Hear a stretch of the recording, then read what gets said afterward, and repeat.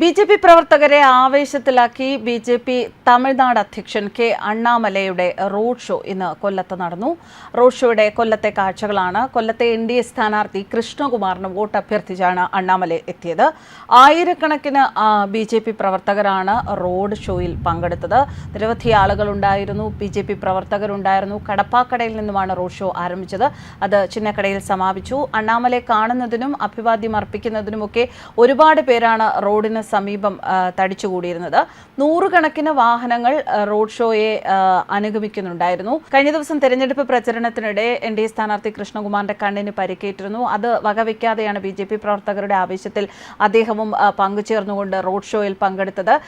ശരിക്കും എൻ.ഡി.എ സ്ഥാനാർത്ഥിയായ കൃഷ്ണകുമാർ വളരെ നല്ല ഒരു ഇമ്പാക്റ്റാണ് ഈ ചുരുങ്ങിയ ദിവസം കൊണ്ട്. അദ്ദേഹത്തിന് 26 ദിവസത്തോളം മാത്രമേ അദ്ദേഹത്തിന് പ്രചരണത്തിനായിട്ട് ലഭിച്ചിട്ടുണ്ടായിരുന്നുള്ളൂ കൊല്ലത്തെ പ്രചരണത്തിന്റെ ഈ ചുരുങ്ങിയ കാലയളവ് കൊണ്ട് തന്നെ അദ്ദേഹം വളരെ സീരിയസ് ആയിട്ടുള്ള ഒരുപാട് വിഷയങ്ങൾ കൈകാര്യം ചെയ്യുന്നതാണ്. പ്രചരണത്തിലൂടെ ജനങ്ങൾക്കിടയിലേക്ക് ഇറങ്ങിച്ചെന്ന് അവരോടൊപ്പം സംവദിക്കുന്ന കാഴ്ചകളാണ് നമ്മൾ ഈ ദിവസങ്ങളിൽ ഈ പ്രചരണ വേദികളിൽ നിന്ന് അദ്ദേഹത്തിൻ്റെതായി നമ്മൾ കണ്ടത്. അതുകൊണ്ട് തന്നെ വളരെ ശക്തമായ ഒരു ബേസ് അവിടെ അദ്ദേഹം ഉണ്ടാക്കിക്കൊണ്ട് വരികയായിരുന്നു.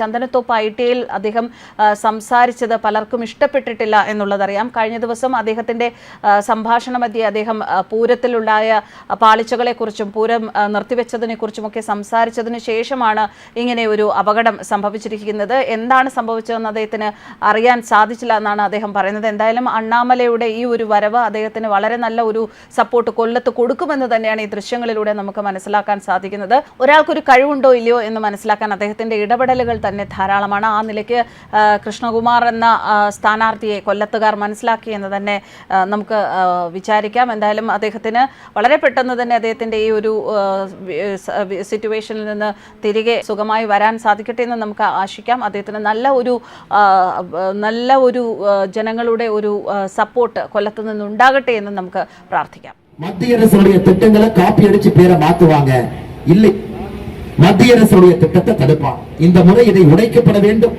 குறிப்பாக கொல்லத்தில் இருக்கக்கூடிய பொட்டன்ஷியல் எவ்வளவு ஆப்பர்ச்சுனிட்டி பாருங்க. ஒரு கடற்கரை பகுதியில் இருக்கக்கூடிய மிக முக்கியமான நகர். இன்னைக்கு கேரளால வெள்ளம் வந்த பொழுது கூட தமிழ்நாட்டிலிருந்து பார்த்தோம், கொல்லத்தினுடைய மீனவர்கள் போய் காப்பாத்துறாங்க. போட் எடுத்து ஒரு படமே வந்திருக்குது. கொல்லத்தில் இருக்கக்கூடிய மீனவர்கள் போய் வேலை செய்யறாங்க. அந்த மீனவர்களுக்கு உறுதுணையாக கூட கம்யூனிஸ்ட் கட்சி இருக்க போவதில்லை. குறிப்பாக ராகுல் காந்தி அவர்களை பொறுத்தவரை ஒரு ஆசை என்னன்னா, இன்னைக்கு வயநாட்டில் நிற்கிறார்.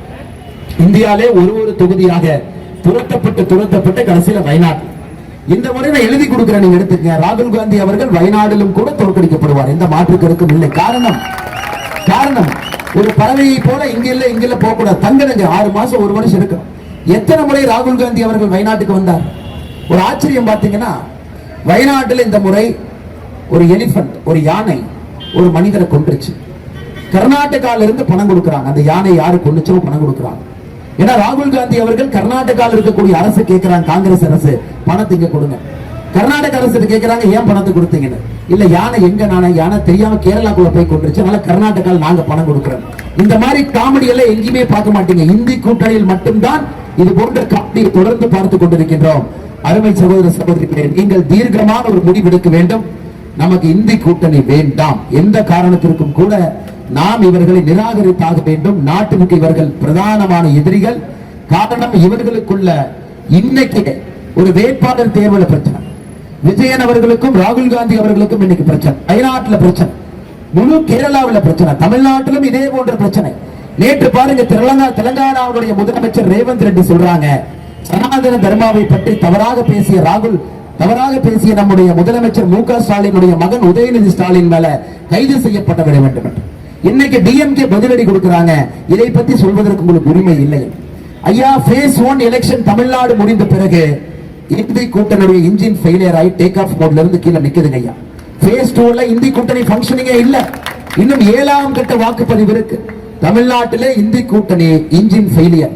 அதற்கப்புறம் செகண்ட் ஃபேஸ்ல நிச்சயமா அது ஒர்க் ஆகாது. அதனால் அன்பு சகோதர சகோதரிகளே, கொல்லத்துல நாடே இங்கே பார்த்து கொண்டிருக்கிறோம். இந்த முறை கிருஷ்ணகுமார் அவர்களுக்கு நீங்கள் ஒரு பெரிய வாய்ப்பு கொடுக்கணும். திரைத்துறையிலிருந்து முழுவதுமாக மக்கள் துறைக்கு வந்திருக்கிறாங்க. நமக்கு பணியாற்ற வேண்டும் என்று நினைக்கின்றார்கள். கொல்ல மக்களோடு இருந்து ஊனோடு உறவோடு உயிரோடு ரத்தத்தோடு நாடியோடு நரம்போடு சதையோடு உங்களோடு இருந்து பணியாற்ற வேண்டும் என்று நினைக்கின்றார்கள். ஆனால் அண்ணன் கிருஷ்ணகுமார் அவர்களுக்கு இந்த முறை நீங்கள் தாமரை சின்னத்துல லோட்டஸ் சின்னத்துல வாய்ப்பு கொடுத்து என்டிஏவுடைய கேண்டிடேட்டாக வெற்றி பெற செய்ய வேண்டும் என்பது பணிவன்போடு உங்களுக்கு கேட்டுக்கொள்கின்றேன். நம்மோடு இருக்கக்கூடிய எல்லா முக்கியமான தலைவர்கள், மாவட்டத்தினுடைய தலைவராக இருக்கக்கூடிய கோபகுமார் அண்ணன் அவர்களுக்கும், பாராளுமன்றத்தினுடைய பொறுப்பாளர் அண்ணன் சோமன் அவர்களுக்கும், மேடையில் இருக்கக்கூடிய எல்லா தலைவர்களும் நன்றி தெரிவித்து, கூட்டணி கட்சிகளுக்கும் நன்றி தெரிவித்து, அருமை சகோதரர் பிரணவ் அவர்கள் இளைஞரணியினுடைய தலைவர் இந்த நிகழ்ச்சியை சிறப்பாக ஏற்பாடு செய்திருக்கின்றார்கள். நன்றி தெரிவித்து, சகோதரர்களே மறுபடியும் ஞாபகம் வைத்துக் கொள்ள வேண்டும், இவரை வரவே வேண்டாம் என்று நான் சொன்னேன். வராதீங்க, please don't come with me, take care of your eye, you please take care of your eye, Kollam people will take care of you நான் சொன்னேன். கொல்லம் மக்கள் உங்களை பார்த்துக் கொள்வார்கள், உங்களுடைய கண்ணை மட்டும் நீங்கள் பார்த்துக் கொள்ளுங்கள். சொன்ன பேச்சை கேட்கல, நம்மோடு வந்திருக்கின்றார்கள் அருமை சகோதரிகளே, அவரை பார்த்துக் கொள்ள வேண்டிய பெரிய பொறுப்பு உங்களுக்கு இருக்கு. உங்களை நம்பி இங்கே நின்று கொண்டிருக்கின்றார், ஒரு பெரிய மாற்றத்தை கொடுக்க முடியும் என்று நம்புகின்றார். நீங்கள் இது பாராளுமன்ற தேர்தல் என்பதை மறந்து விடாது. இது பஞ்சாயத்து தேர்தல் இல்லைங்க, இது அசம்பிளி தேர்தல் இல்லை. யார் பிரதமராக வர வேண்டும் என்பதற்கான தேர்தல். பிரதம மந்திரியை பார்த்து நீங்க வாக்களிக்கணும். எந்த பிரதமர் வந்தால் நாடு நன்றாக இருக்க வேண்டும் என்பதை பார்த்து வாக்களிக்கணும். இந்த முறை மாற்று கட்சியில் இருந்தாலும் கூட கட்சியெல்லாம் தாண்டி பாரதிய ஜனதா கட்சி என்டிஏவோடு அண்ணன் கிருஷ்ணகுமாரோடு கொல்லம் மக்கள் இருக்க வேண்டும் என்கின்ற அன்பான வேண்டுகோளை வைத்து இந்த அற்புதமான வாகன பேரணிக்கு வந்திருக்கூடிய எல்லா நண்பர்களுக்கும் நன்றி தெரிவித்து, சுட்டரிக்கின்ற வெயில் தமிழ்நாட்டில் பாத்தீங்கன்னா உதயசூரியன் இதே மாதிரி மக்களை வாட்டி வைக்கிறாங்க. ஜூன் 4ஆம் தேதி அதுக்கு விடுதலை கிடைக்கும். இங்கேயும் ஜூன் 4ஆம் தேதி கம்யூனிஸ்ட் இருந்து கேரளா மக்களுக்கு விடுதலை கிடைக்கும், குறிப்பாக கொல்லம் மக்களுக்கு கிடைக்கும் என்கின்ற முழு நம்பிக்கை இருக்கு. மறந்து விடாதீர்கள், மறந்தும் இருந்து விடாதீர்கள். ஏப்ரல் 26ஆம் தேதி வாக்களிக்க செல்லும் பொழுது மாற்றத்திற்காக செல்லுங்கள், கொல்லத்தினுடைய வளர்ச்சிக்காக செல்லுங்கள், நரேந்திர மோடி அவர்களை வலிமைப்படுத்துவதற்காக செல்லுங்கள். உங்களுக்கான மக்கள் பிரதிநிதி உங்களுக்காக பணியாற்ற வேண்டும். அண்ணன் கிருஷ்ணகுமார் அவர்களுக்கு நீங்கள் வாய்ப்பளிக்க வேண்டும் என்று சொல்லி என்னுடைய உரையை முடித்துக் கொள்கின்றேன். நன்றி, வணக்கம். பாரத் மாதா கி ஜெய். அதற்கு பதிலடி நேற்று விஜயன் ராகுல் காந்திக்கு சொல்லியிருக்காங்க, உங்களுடைய பாட்டி எப்படியெல்லாம் இந்திரா காந்தி அவர்கள் எங்களை கைது செய்து ஜெயில போட்டாங்களோ அதற்கெல்லாம் பயப்படாத நாங்க உங்களுக்கு பயப்பட போறோமா? அப்படி என்றால் விஜயன் அவர்கள் ராகுல் காந்தியை பார்த்து என்ன சொல்றாங்கன்னா, இது ஒரு ஏதோ அதிகாரம் இருக்கக்கூடிய party, it is a dictatorship party என்று கம்யூனிஸ்ட் பார்ட்டி ராகுல் காந்தியை பார்த்து சொல்றாங்க. இது எப்படி நாங்க ஐயா, நம்ம ஊர்ல அடுப்பு கறி அடுப்புல இருக்கக்கூடிய கறி மேல அண்டா அடுப்பு கறியை பார்த்து நீ கருப்புன்னு சொல்லிச்சாமா, அடுப்பு கறி அண்டாவை பார்த்து நீ கருப்புன்னு சொல்லிச்சாமா. It is a question of the pot and the kettle calling each other black. இந்த ஒரு விஷயமே நமக்கு போதும். அன்பு சகோதர சகோதரிகளே, ஒருவர் இன்னொருவரை ஊழல்வாதி என்கின்றார்கள், இன்னொருவரை சர்வதிகாரி என்கின்றார்கள். இவர்கள் இருவரும் ஒரே கூட்டணியில் இருக்கிறாங்க. இவர்கள் 2024 ஜெயிச்சு இந்த நாட்டை காப்பாற்ற போகின்றனர் என்று நினைக்கின்றார்கள். அருமை சகோதர சகோதரரை இதை புரிந்து கொள்ள வேண்டும். இந்திய கூட்டணி இந்தியாவிலே எங்கே தோற்கடிக்கப்பட வேண்டும் என்றால் கேரளாவிலே முதல்ல தோற்கடிக்கப்பட வேண்டும். காரணம், ஒரு பெரிய டிராமாவை நடத்தி இரண்டு கட்சிகளும் ஒன்றாக இணைந்து கேரளா பார்டரை தாண்டிட்டான் நண்பர்கள், கேரளா பார்டருக்குள்ள நண்பர்கள் இல்லை என்று பொய் சொல்லிக் கொண்டிருக்கிறார். இந்த ஒரே ஒரு காரணத்திற்காக இந்த நாட்டை இவர்கள் கையிலே நீங்கள் கொடுக்க கூடாது. அன்பு சகோதர சகோதரிகள், 2004 இதே போல கம்யூனிஸ்ட் காங்கிரஸ் எல்லாம் ஒன்னா இருந்தாங்க. யூபிஏ என்று சொன்னார், ஐக்கிய முற்போக்கு கூட்டணி என்று சொன்னார். தேர்தல் நடந்து முடிந்து 10 நாள் ரிசல்ட் வந்து 10 நாள் ஆச்சுங்க. யார் பிரதமர் என்று தெரியவில்லை. 10 நாட்கள் இந்திய மக்கள் கேட்டாங்க, யாரு யாரு யாரு பிரதமர். 10 நாள் கழிச்சு 10 பேர் வந்து நின்னா. லல்லு பிரசாத் யாதவ், கம்யூனிஸ்ட் கட்சி, ஃபரூக் அப்துல்லா, கலைஞர் கருணாநிதி, அவங்க பிரகாஷ் காரத், இவங்க 10 பேர் நின்னாங்க. நாமெல்லாம் கேட்டோம், சார் யார் சார் பிரதம மந்திரி? பின்னாடி திரும்பி இவங்க பிரதம மந்திரி. இந்த காலா படத்துல ரஜினி சார் ஒரு டைலாக் சொல்லுவார், ஏன்பா குமார் இவர் யாரு அப்படின்னு பாருங்க. அதுபோல நம்முடைய நாட்டு மக்கள் கேட்டோம், இவர் யார் என்று கேட்டோம். ஏனென்றால் மன்மோகன் சிங் அவர்கள் யார் என்றும் 90% மக்களுக்கு தெரியவில்லை. 10 பேர் நிக்க வச்சு மன்மோகன் சிங் அவர்கள் நிக்க வச்சான். அதனுடைய விளைவு என்ன? இந்த நாடு குறைந்தபட்சம் 20 ஆண்டு காலம் பின்னோக்கி சென்றது. குறைந்தபட்சம் 20 ஆண்டு காலம். 12 லட்சம் கோடி ஊழல். ஒரு அமைச்சர்களும் கூட எவ்வளவு சம்பாதிக்க முடியும் என்பதற்காக அமைச்சர்கள் இருந்தார். கேரள மக்களுக்கு நாங்கள் அன்போடு கேட்கின்றோம், மறுபடியும் அதே போன்று நடக்க வேண்டும் என்று நினைக்கின்றீர்களா? பிரதம மந்திரி வேட்பாளர் இந்தி கூட்டணி யார் தெரியாது. பிரதம மந்திரியாக இருக்கிறதற்கு தகுதி யாருக்கு இருக்கு தெரியாது. ராகுல் காந்தி பிரதமரா? இங்க இருக்கக்கூடிய கம்யூனிஸ்ட் கட்சி ஏத்துக்கல, எப்படி இந்திய மக்கள் ஏத்துக்கும்? அதனால அருமை சகோதர சகோதரிகளே, 2024 ஜூன் 4ஆம் தேதி மறுபடியும் நமக்கு இது போல் நடக்க அன்பை சகோதரர்களே, நமக்கு ஒரே ஒரு பிரதம மந்திரி வேட்பாளர், ஏகி பிரைம் மினிஸ்டர் கேண்டிடேட், ஏகி பிரைம் மினிஸ்டர். அது நரேந்திர மோடி அவர்கள் மட்டும் இருக்கின்றார்கள். வலிமையாக பலமாக இந்த நாட்டை வழிநடத்தக்கூடிய முழு தகுதி இருக்கக்கூடிய நரேந்திர மோடி அவர்கள் 3வது முறையாக வர வேண்டும் என்று நாட்டில் எல்லா பக்கம் முடிவு செய்திருக்கின்றார். இந்த கேரளா பாத்தீங்கன்னா the last vote that is standing.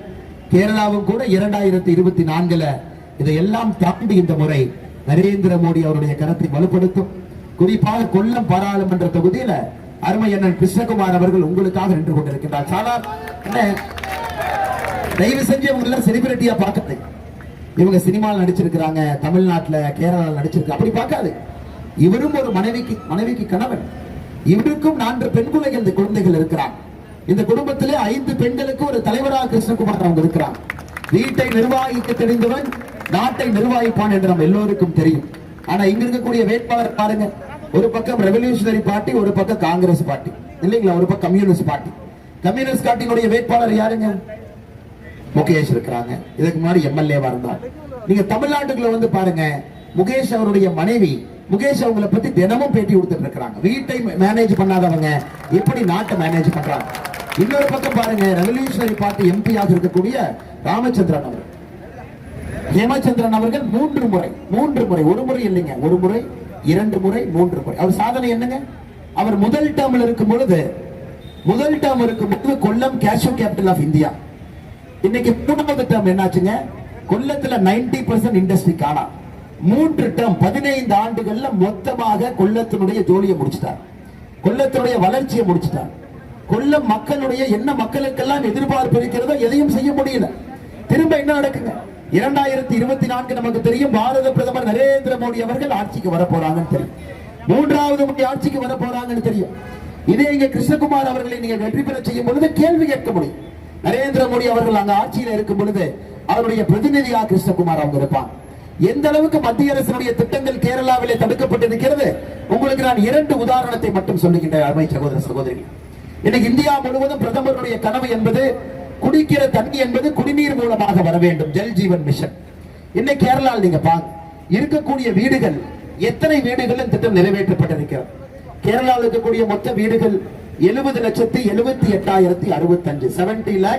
70,78,065 houses கேரளாவில் இருக்கிறது.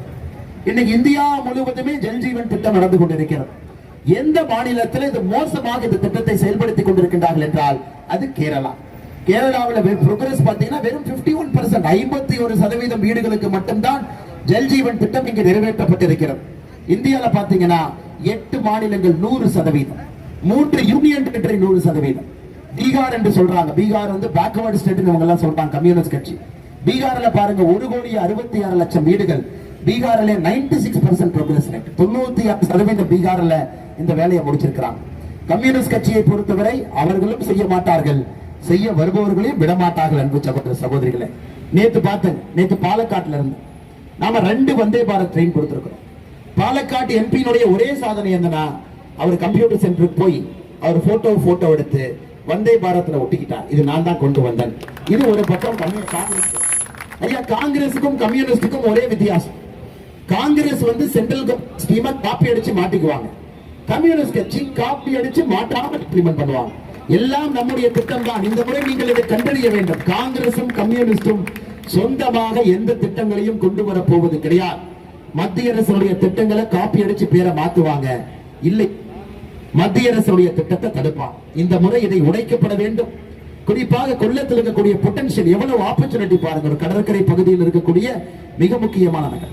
இன்னைக்கு கேரளால வெள்ளம் வந்த பொழுது கூட தமிழ்நாட்டில இருந்து பார்த்தோம், கொல்லத்தினுடைய மீனவர்கள் போய் காப்பாத்துறாங்க. போட் எடுத்து ஒரு படமே வந்திருக்குது. கொல்லத்தில் இருக்கக்கூடிய மீனவர்கள் போய் வேலை செய்யறாங்க. அந்த மீனவர்களுக்கு உறுதுணையாக கூட கம்யூனிஸ்ட் கட்சி இருக்க போவதில்லை. குறிப்பாக ராகுல் காந்தி அவர்களை பொறுத்தவரை ஒரு ஆசை என்னன்னா, இன்னைக்கு வயநாட்டில் நிற்கிறார். இந்தியாவிலே ஒரு தொகுதியாக துரத்தப்பட்டு கடைசியில வயநாடு. இந்த முறை நான் எழுதி கொடுக்கிறேன், நீங்க எடுத்துக்கங்க. ராகுல் காந்தி அவர்கள் வயநாடிலும் கூட தோற்கடிக்கப்படுவார், எந்த மாற்று கருத்தும் இல்லை. காரணம் ஒரு பறவையை போல இங்கில போக கூடாது. தங்கனுங்க 6 மாசம் 1 வருஷம் இருக்கு. எத்தனை முறை ராகுல் காந்தி அவர்கள் வயநாட்டுக்கு வந்தார்?